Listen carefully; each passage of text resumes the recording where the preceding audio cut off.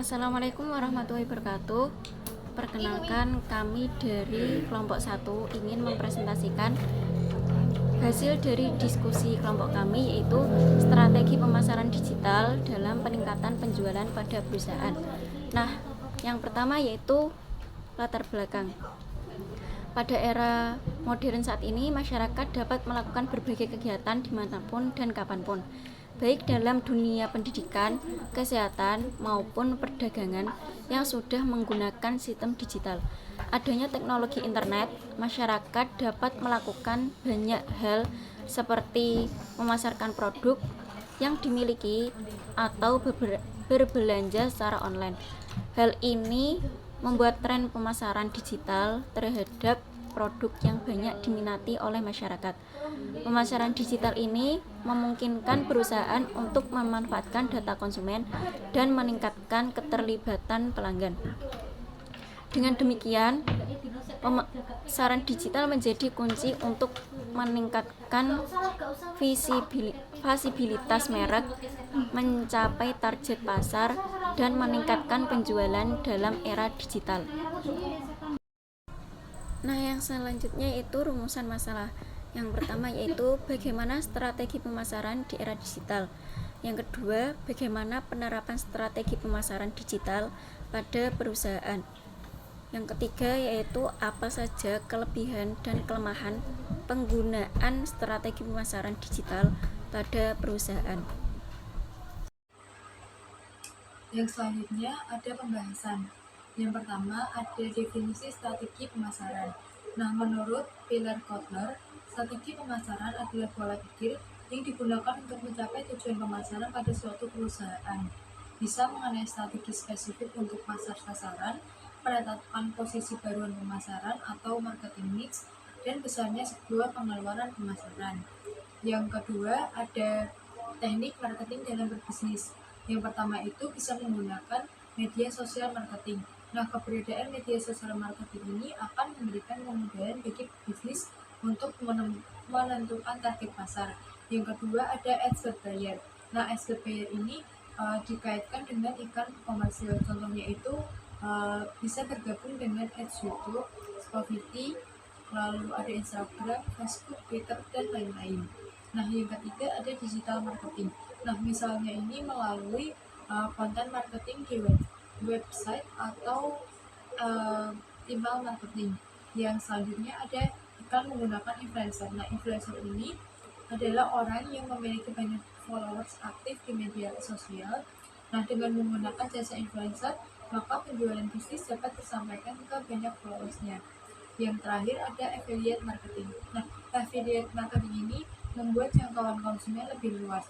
Selain itu, adanya affiliate marketing juga memberikan keuntungan untuk banyak orang, terutama pada pebisnis.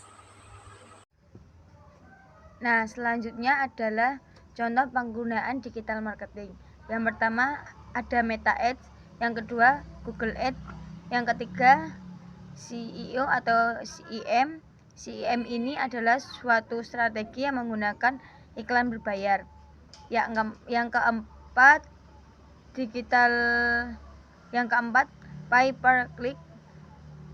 Biasanya teknik ini digunakan untuk beberapa perusahaan, yang mana iklan ini adalah salah satu cara yang mengarahkan traffic website yang dimiliki dengan membayar setiap kliknya.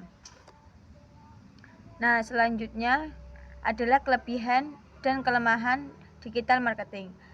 Kelebihan penggunaan digital marketing yang pertama memudahkan kegiatan pemasaran online, yang kedua pemasaran lebih efektif menjangkau customer, yang ketiga biaya iklan lebih murah, dan yang keempat mendapatkan data pemasaran. Digital marketing juga memiliki kekurangan. Yang pertama, sulit diterapkan bagi pemula karena sistem ini harus menggunakan digital yang mana pemula itu belum tentu memahami bagaimana cara menggunakan digital marketing. Yang kedua, membutuhkan passion digital marketing. Penerapan strategi pemasaran digital di perusahaan. Yang pertama, strategi pemasaran digital PT Jolo Teknologi Finansial. Strategi pemasaran digital PT Julu Teknologi Finansial dalam meningkatkan jumlah nasabah dilakukan dengan berbagai cara agar dapat bersaing dengan lembaga lain. Strategi ini dilakukan dengan aktif dan lebih serius dengan mengunggah kegiatan dan informasi pada PT Julu Teknologi Finansial yang dibagikan melalui media sosial seperti TikTok, Instagram, Facebook, dan web. Kelebihan strategi pemasaran digital pada PT Julu yaitu yang pertama, memudahkan nasabah dalam mendapatkan manfaat dari produk yang disediakan dengan lebih cepat. Yang kedua, lebih efektif serta efisien untuk perolehan target dalam pasar. Dan yang ketiga, membuat pebisnis lebih hemat dalam hal pemasaran serta menghasilkan omset yang tinggi. Untuk kelemahan dari PT Julu Teknologi Finansial ini yaitu yang pertama, pengelolaan dana yang tidak sesuai dengan karakteristik pemasaran syariah. Yang kedua yaitu umpan balik yang diterima perusahaan masih cenderung negatif. Yang ketiga, masih rentan bermasalah keamanan dan privasi data nasabah. Nah, untuk selanjutnya yaitu tentang penerapan strategi pemasaran digital di perusahaan.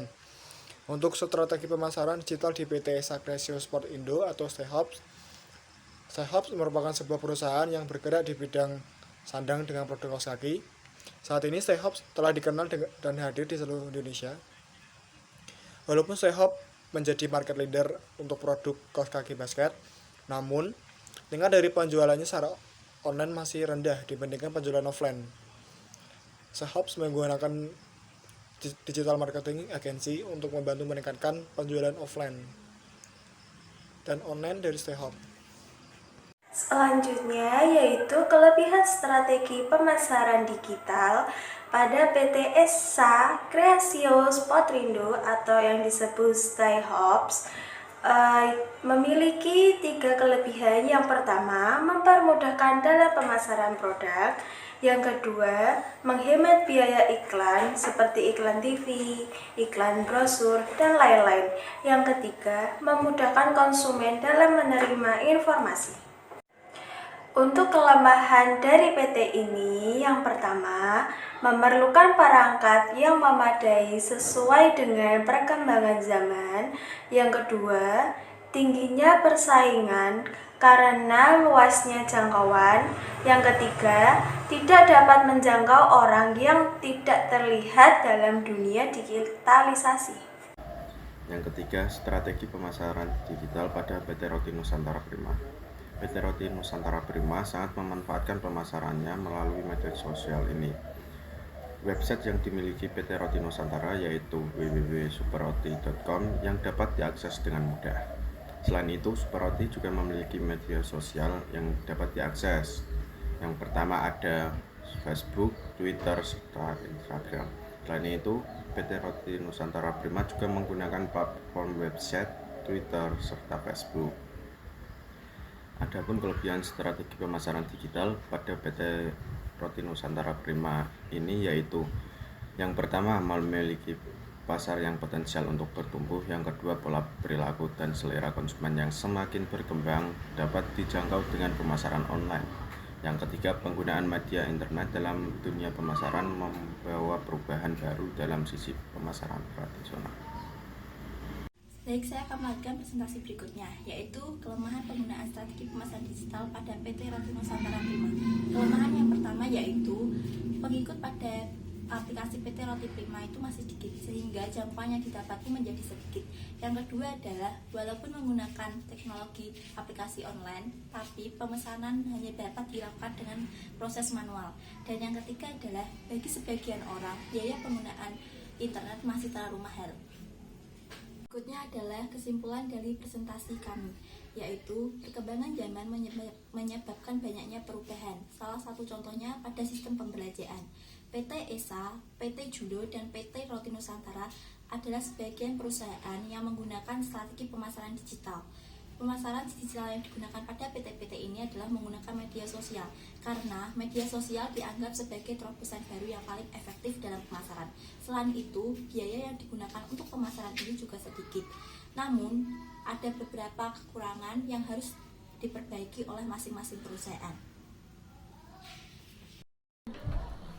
Sekian presentasi dari kelompok kami. Apabila ada tutur kata yang kurang berkenan di hati, mohon dimaafkan. Sekian, wassalamualaikum warahmatullahi wabarakatuh.